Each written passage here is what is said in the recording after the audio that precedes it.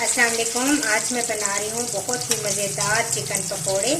तो आइए देखते हैं इनकी रेसिपी कि किस तरीके से ये पकोड़े मैंने तैयार किए हैं। चिकन पकोड़ा बनाने के लिए मैंने चिकन का ब्रेस्ट पीस लिया था और इस तरीके से मैंने इसे लंबाई की सूरत में काट लिया है। एक बड़ा प्याज इसके अंदर मैं ऐड करूँगी, थोड़ा सा धनिया और एक सब्ज़ मिर्च बड़ी इसके बीच मैंने निकाल दिए थे और इसको काट लिया है। एक प्याली में इसके अंदर बेसन ऐड करूँगी, 2 टेबल स्पून दही, 1 table spoon soya sauce, 1 table spoon lemon juice और स्पाइसेस में मेरे पास है 1 टीस्पून में इसके अंदर शामिल करूँगी कुटी हुई लाल मिर्चें। नमक अपने टेस्ट के अकॉर्डिंग डाल लीजिए। साबुत धनिया है मेरे पास 1 टीस्पून और हाफ टी स्पून सफ़ेद ज़ीरा। ये तमाम चीज़ें मिक्स करेंगे। तो सबसे पहले मैं इसके अंदर डालूंगी लेमन जूस, सोया सॉस, दही और तमाम स्पाइसेस। इनको मिक्स करेंगे।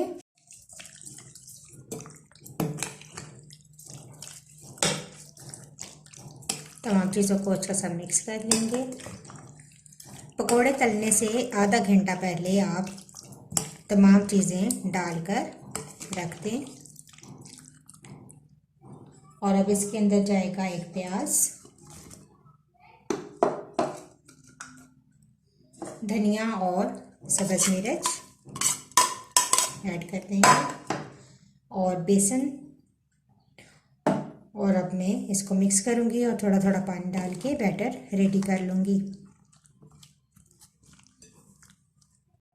एक मैं इसके अंदर अंडा भी शामिल करूँगी और अब थोड़ा सा पानी ऐड करूँगी, मिक्स करेंगे।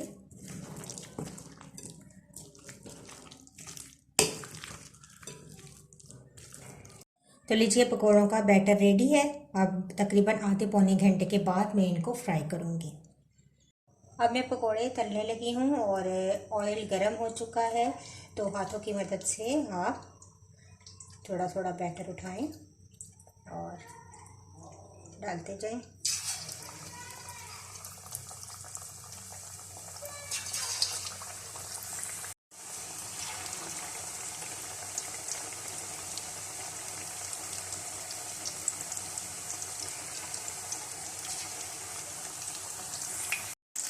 अब हम साइड चेंज करेंगे।